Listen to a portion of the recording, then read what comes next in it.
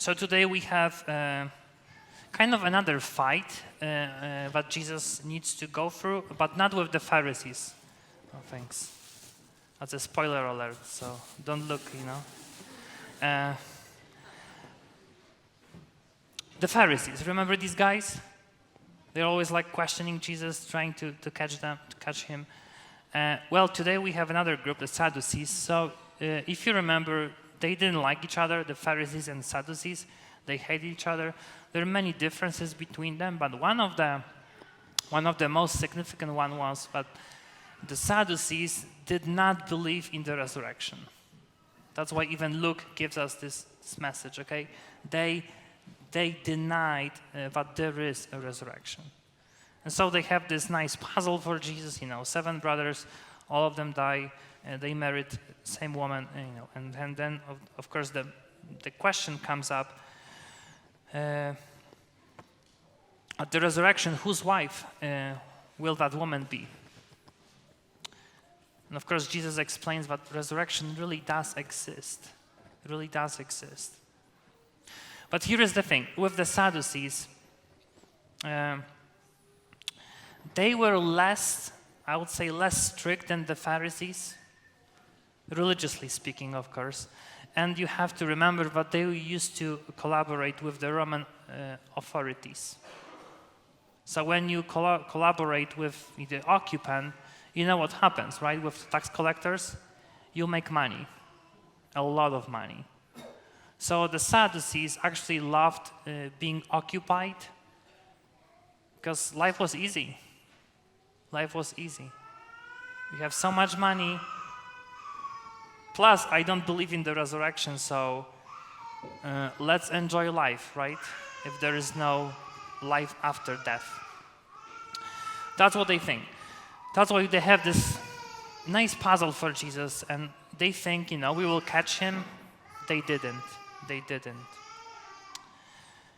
But here is the reason that they did not believe in the resurrection. They were conceiving of heaven in earthly terms, okay? They were actually applying human restrictions to God. But heaven, as you know, it's not the place. Heaven is entirely different level of existence. And of course, God is much wiser, more powerful, more creative, and even the greatest human genius cannot comprehend God. So that's why we are reminded today, when we get closer to Advent, so every Sunday we get usually the gospel related to what happens when you die. Okay, what happens when you die? Huge reminder this month, but we just celebrated All Saints' Day, All Souls' Day. Now, resurrection. You will hear this message every Sunday till Advent, but you will die, okay? I know it's difficult, I know it is, and we don't like it, but that's the truth. So the Sadducees didn't like it as well. Now, how can I apply this message into 21st century Catholics here in Denver? Here is what I think.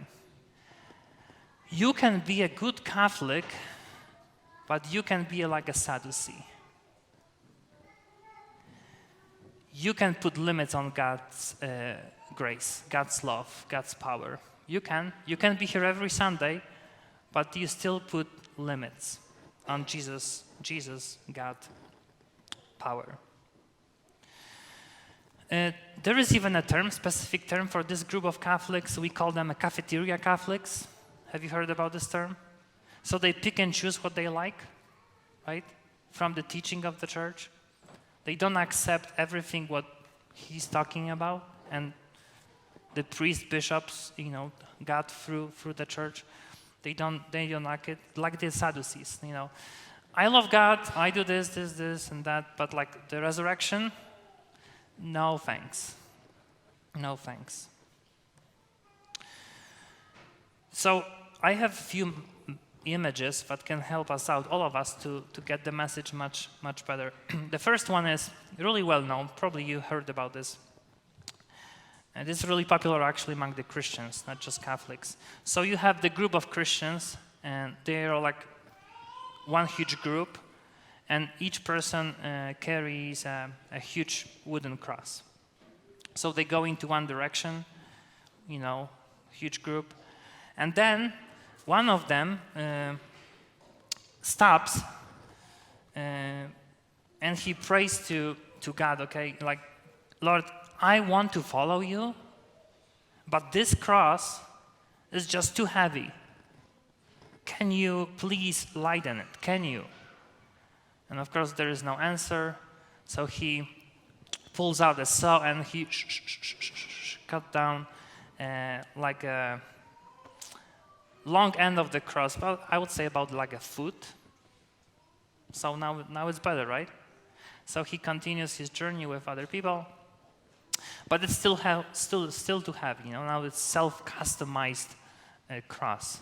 So he stops again, same thing. Lord, you know that I love you, but I'm just, let's say, not strong enough to carry this cross. It's too big. But there is no answer from God, and so he gets out his saw again, and he cuts off another like 2 feet. And now smiling, I can make it finally. He keeps walking. Finally, the whole group gets to like a deep abyss that separates like this plateau from the other side. And like we need to cross this, chasm, but how? And he sees that other people actually, they use their crosses as bridges. They put them across the abyss so you can walk on a cross to the other side.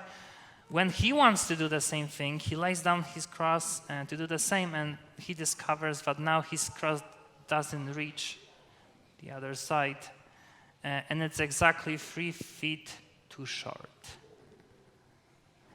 Sadducees. When you cut off something from the teaching of the church, you cut off yourself from God. You cut off yourself. Not like I condemn you as a priest or Pope Francis, or any other bishop. It's you. When we adjust our cross to our life, it can seem for a while again, now it's better, but then when the problem really comes, anything, you lost a job, you got the divorce, maybe something with your children, I don't know, maybe your spouse just passed away. Something terrible happens. Then you realize, I cannot now cross this darkness. I cannot do it. But it's us. We cut ourselves from God, like the Sadducees. I will do this, but then, like the resurrection, that's what they thought. No, that's not for me. For us, for Catholics, what I really experience as a priest, it's when some Catholics say, helping the poor, right? That's cool with me. But like marriage, everyone should marry, anyone. So like if like 2 guys want to get married, fine with me, okay? I will keep my religion in my closet. It's exactly the same strategy. You pick and choose, okay? There is always something that we love about the church and something that we don't like. So the second image is that applies to me kind of, is that, as you know, I hate blue cheese, okay?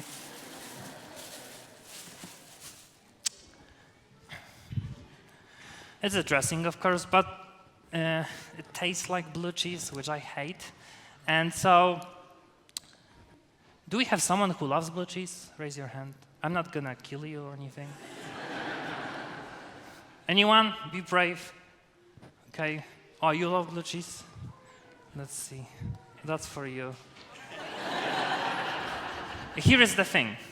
I want to teach you something. Like 3rd graders, okay? Kind of school mass. As God, I'm Jesus, okay? During the mass, that's what the church says. In persona Christi, Jesus works through the priest. So, as God, I say, I love you, okay? Because you are a human being, but I hate sin.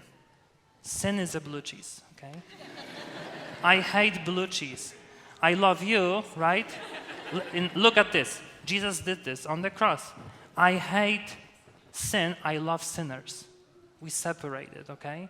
So I love you, and because I love you as a sinner, I take something that I hate, which is blue cheese, and I'm gonna eat it. I'm gonna die for you on the cross. It's like me eating this, like, that's not fun.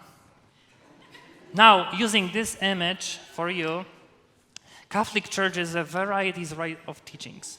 And there is always something that you love, something that you don't like. So among many dressings, like in my case, I hate blue cheese, but I love Thousand Island. Right? I could eat it like with everything. Maybe not with ice cream, but like ketchup and Thousand Island is like my two, sauces that I use a lot. But I would never use this one for like $1 million. Okay? But that's what God did. And now using the teaching of the church, like the Sadducees, they are fine with like helping the poor, but now to the resurrection. Okay? Can be with you the same, yes, helping the poor is fine, but like, last month we preached about tithing, 10% of your income should go to the church. That's what some people think, blue cheese. No, let me do something else. So you have to work, on your kind of taste. So the teaching of the church is the same thing. I love this, I had this. Still dressings, right? Still the same teaching, different varieties of flavors, but you should sometimes try this one, because maybe you will like it. Accidentally, one of the families from Lourdes, who shall remain nameless, invited me for a dinner, and they forgot, I guess, that I hate blue cheese. So we had crumbs of blue cheese in a salad. I'm a really nice guy, so I ate it. I was using a lot of wine just to swallow it quickly. But I made it. He made it. It was not fun. It was terrible. It was painful. He didn't like it. You can tell. And there is always something that you don't like about the church, which is totally fine. But sometimes try it. Try it. So you can cross the abyss. You can cross the chasm. Because we cannot customize God to our own image. Let's accept what he says. He loves the Sadducees. But he's like, guys, you don't get the message. The resurrection really does exist. It really does exist. What can we do? I have a few solutions. Usually people, the cafeteria Catholics, or I call them blue cheese Catholics, who are not here with us today, because they pick and choose, and like Sunday, being at the church every Sunday, no. Christmas and Easter, that's fine with us. You will see on Christmas Eve, December 24th, this church is packed. You cannot find the space here. Where are they now? Well, they don't like blue cheese. They don't like something about the church. So, not my goal, but your goal is to reach out to them. Okay? First, we need to pray for them. That's always the first thing that we always do as Catholic Christians. We pray for those who did not experience God's love. Second, we invite them. I can say the same thing like Father Brian does, but the best strategy to reach out to people is you. If you invite them.